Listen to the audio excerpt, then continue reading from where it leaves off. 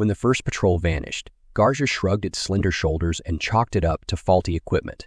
Patrol Route Theta 6 on the occupied human colony world of Novus 4 was certainly remote, but posed no unusual risks. The Halcyon occupation troops had state-of-the-art armor and plasma weapons, more than a match for scared human irregulars with their primitive firearms.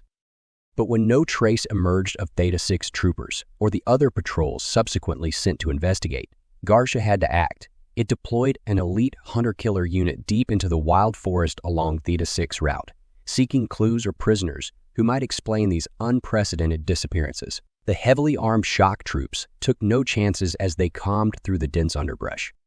After 4 solar cycles, they uncovered the first grim clue: a severed Halcyon forearm still clad in armor panels, tangled in thorny vines. Dried nutrient fluid crusted the ragged end where it had been sliced cleanly from its body. No other trace remained, organic or otherwise.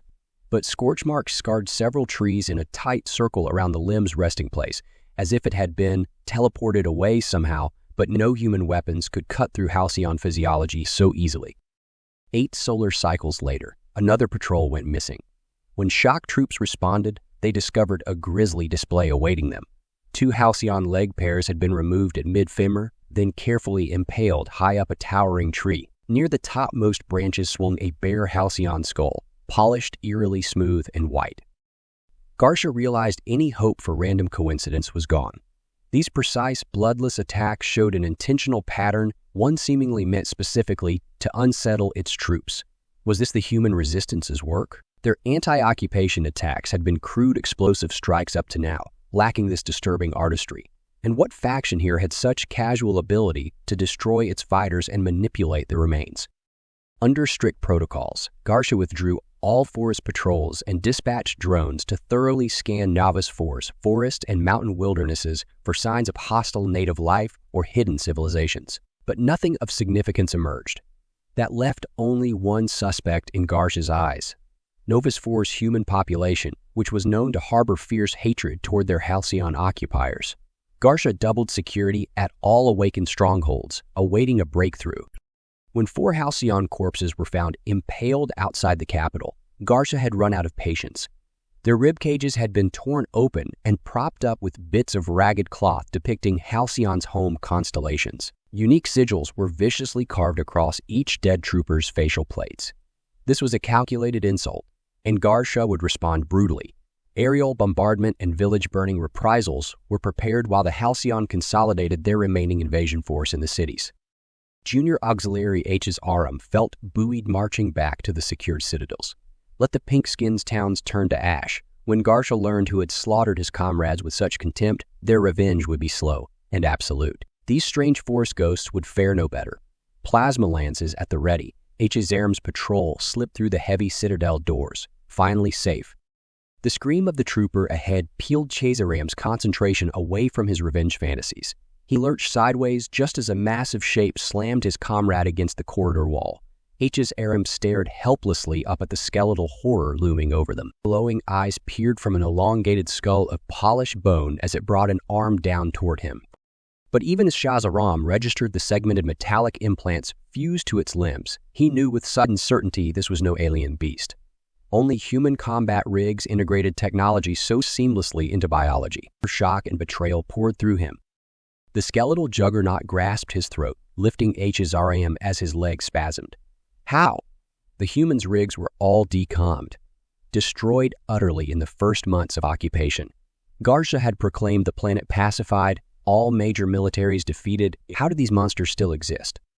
As his vision darkened, Sharam watched a second skeleton drag his limp patrol leader toward a shimmering portal projected onto the hallway wall. A human female in dusty fatigues appeared and waved impatiently for them to hurry, but not before turning to meet HFY's fading gaze with a grin that held no mercy. A patch on her shoulder read Reaper Squad above the crossbones insignia. And with a rush of despair, Sharam remembered the rumors. Whispered accounts that some human special forces rigs had refused decommissioning and vanished following occupation, hiding advanced teleport capability. It seemed Garza had merely driven them underground, not eliminated the threat. And now the infamous Reapers had returned for vengeance. Darkness claimed Shazaram. When awareness returned, he found his limbs immobilized by solid metal clamps at the center of a floodlight human dwelling. Glinting surgical tools lined the walls beneath disturbing anatomical charts. HFY thrashed weakly against his restraints, feeling lightheaded as nutrient fluids dripped from surgical openings in his thorax. A figure loomed over it, Bet's head faceplate marking it as his skeletal assailant, but the cold voice emanating from its jaws was hauntingly human. Comfortable. Good. My team has a few questions before we begin in earnest. For example, what security protocols govern Halcyon data networks? HFY clamped his jaw shut, glaring defiantly up at his tormentor. He would never break. He was Halcyon. The skeleton leaned closer, one metal digit tapping the diagrams arrayed around them. Oh, we have time, my friend. And so very many creative ideas to pass it with together.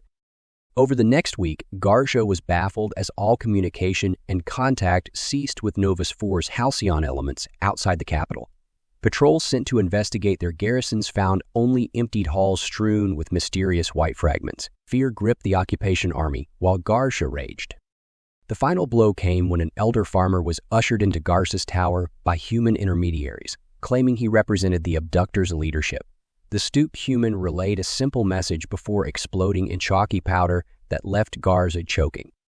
"We will have our world back, one way or another. Leave now or stay forever." As Garcia reeled, evacuation protocols activated within the tower's lower levels.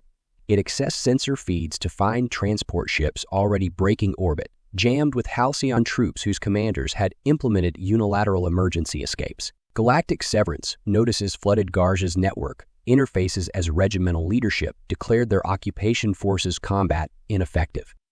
Watching the first wave of ships vanish into hyperspace, Garcia keyed the arming sequence for its own private frigate, routing command access and the invasion's remaining assets to a loyal subordinate.